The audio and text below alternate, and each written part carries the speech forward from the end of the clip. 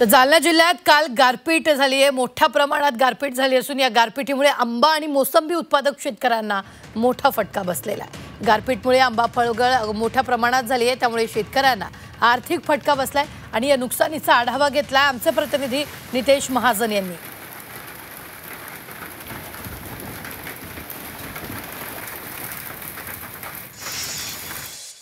जालना जिल्ह्यामध्ये काल गारपीट झालेली आहे आणि या गारपीटीमुळे मोठं नुकसान जे आहे ते शेतकऱ्यांचं झालेलं आहे।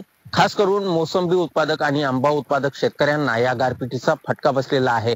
आपण बघू शकतो, मी आता या जानेफळ शिवारामध्ये आहे आणि या ठिकाणी आपण जर पाहिलं तर आंबे जे आहे कालच्या गारपीटीमुळे ते गळून पडलेले आहे आणि आंबा उत्पादक शेतकऱ्यांना मोठा फटका बसलेला आहे। आपण खाली जर पाहिलं तर ह्या अशा प्रकारचे आंबे जे आहे ते या ठिकाणी गळून पडलेले आहेत आणि शेतकऱ्यांचं जे आहे ते मोठं नुकसान जे आहे ते या कालच्या गारपीटीमुळे झालेलं आहे। एक शेतकरी आपल्या सोबत आहे, त्यांच्याशी आपण बोलू। दादा, मला सांगा, काल गारपीट जी झाली किती वेळ झाली आणि जो आंबा पडलेला आहे जमिनीवर तो गारपीटीमुळे पडला की वादळी वाऱ्यामुळे पडला, काय फटका बसला?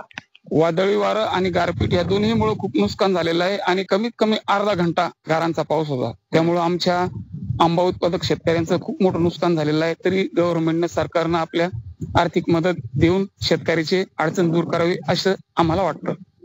तर अशा पद्धतीनं आहे तर भोकरदन, जाफराबाद, बदनापूर, मंठा, अंबड, घनसावंगी आणि जालना ग्रामीण या सर्व भागामध्ये गारपीट झालेली आहे आणि आंबा उत्पादक शेतकरी, मोसंबी उत्पादक शेतकरी आणि काही प्रमाणामध्ये आता डाळिंबाचं सेटिंग सुरू आहे, त्या डाळिंब उत्पादकांचं देखील मोठ्या प्रमाणामध्ये नुकसान झालेलं आहे। त्यामुळं पंचनामे करून आर्थिक नुकसान जे आहे ते आम्हाला देण्यात यावं, नुकसान भरपाई देण्यात यावी अशी मागणी शेतकऱ्यांनी केलेली आहे। नितेश महाजन, झी मीडिया, जालना।